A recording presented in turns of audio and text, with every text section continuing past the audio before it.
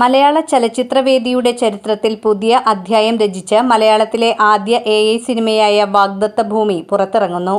ഇന്ത്യയിലെ ആദ്യ AI art house സിനിമയെന്ന പ്രത്യേകതയും ഈ ചിത്രത്തിനുണ്ട്. പ്രശസ്ത സ്വതന്ത്ര ചലച്ചിത്രകാരനായ കൊടുങ്ങല്ലൂരിലെ സിദ്ദിഖ് പറവൂർ സംവിധാനം ചെയ്യുന്ന ചിത്രം മനുഷ്യബന്ധങ്ങൾ, കുടിയേറ്റം, പിതൃഭൂമിയോടുള്ള ആത്മബന്ധം തുടങ്ങിയ വിഷയങ്ങളെ ആസ്പദമാക്കിയാണ് ഒരുക്കിയിരിക്കുന്നത്. ഇന്ത്യൻ പനോരമ ഉൾപ്പെടെ നിരവധി ചലച്ചിത്രമേളകളിൽ സിനിമകൾ പ്രദർശിപ്പിച്ചിട്ടുള്ള സംവിധായകനായ സിദ്ദിഖ് AI സാങ്കേതികവിദ്യ ഉപയോഗിച്ച് മലയാള സിനിമയിൽ പുതിയ ദൃശ്യഭാഷാ ചരിത്രം സൃഷ്ടിക്കുകയാണ് ഈ ചിത്രത്തിലൂടെ. കേരളത്തിലെ മലയോര മേഖലയിലെ കർഷകനായ സോളമനും ഭാര്യ ക്ലാരയും മകൻ സാമും തമ്മിലുള്ള മാനസിക സംഘർഷങ്ങളാണ് ചിത്രത്തിന്റെ പ്രമേയം. തൊഴിൽ തേടി കാനഡയിലേക്ക് കുടിയേറിയ മകൻ പാരമ്പര്യ ഭൂമിയോടും തറവാടും വിൽക്കാൻ ശ്രമിക്കുമ്പോൾ അതിനെതിരെ നിലകൊള്ളുന്ന പിതാവിൻ്റെ വേദനയിലൂടെ പുതുതലമുറയുടെ കുടിയേറ്റ മനോഭാവവും ഗ്രാമീണ കേരളത്തിൻ്റെ മാറ്റങ്ങളും ചിത്രം അവതരിപ്പിക്കുന്നു. നിഴൽ വ്യാപാരികൾ എന്ന ചിത്രത്തിൻ്റെ സംവിധായകനായ ഷാജു വാലപ്പനാണ് നിർമ്മാതാവ്. ഇഖ്ലാസ് റഹ്മാനാണ് അസോസിയേറ്റ് ഡയറക്ടർ. ചിത്രത്തിലെ കഥാപാത്രങ്ങൾക്ക് മോഡൽ നൽകിയിരിക്കുന്നത് Shaju Valappan, doctor Anaswara, Suresh Nellikode, Noel Shaju Valappan, Jose Mampilly, Naseema Arakkal, Rasheed Muhammad, Siddique Kakku, Shahana teacher, Prasin K Ponnath, Naushad Saga, Bakkar Madavana, Siddique Paravur എന്നിവരാണ്. ചന്ദ്രബോസ് ബോസ് ബാൻഡ്, കൊടുങ്ങല്ലൂരാണ് സ്റ്റുഡിയോ. കഴിഞ്ഞ ജന്മത്തിൽ അദ്ദേഹം ഒരു ചക്രവർത്തിയായിരുന്നുവെന്നാണ് നമുക്കിവിടെ കാണാൻ കഴിയുന്നത്. നാം വിചാരിക്കുന്നത് പോലെ അദ്ദേഹം ഒരു സാധാരണ ചക്രവർത്തി ആയിരുന്നില്ല. വൈക്കം മുഹമ്മദ് ബഷീറും ഖലീൽ ജിബ്രാനും അവനെ ചെറുപ്രായം മുതൽ സ്വാധീനിച്ച എഴുത്തുകാരായിരുന്നു. 18 വയസ്സുള്ളപ്പോഴാണ് ഞാൻ ഈ വീട്ടിലെത്തുന്നത്.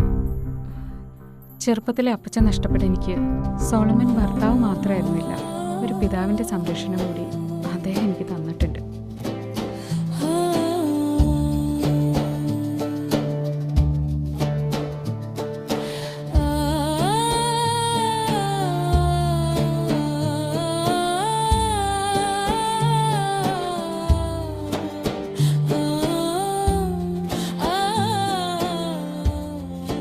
കടുത്ത മാനസിക സമ്മർദ്ദങ്ങൾ മനുഷ്യനെ ഇത്തരം ഹാലൂസിനേഷനിലേക്ക് കൊണ്ടുപോകാം.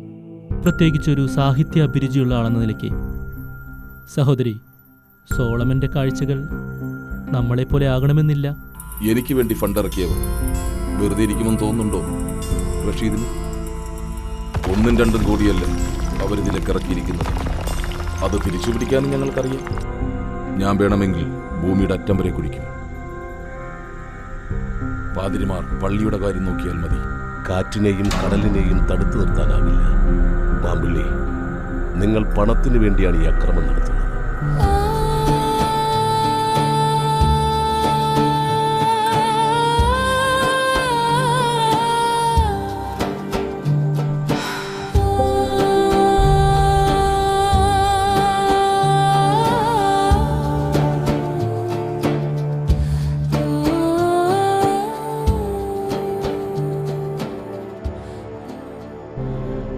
ഈ മണ്ണിന്റെ അടിവേരുകളിലൂടെ അപ്പച്ചൻ നടക്കുകയാകും.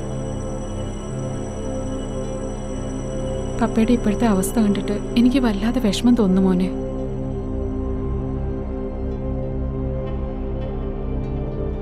സാമിന്റെ ഭാര്യയുടെ അപ്പച്ചനെ മുന്നിൽ നിർത്തിയാണ് അയാൾ ഈ ചതി നടത്തിയത്. എങ്ങനെയാണ് നിനക്ക് ഇവിടം വിട്ട് പോകാനാവുന്നത്? നിന്നോട് വിട ചൊല്ലാൻ എനിക്കാകില്ല.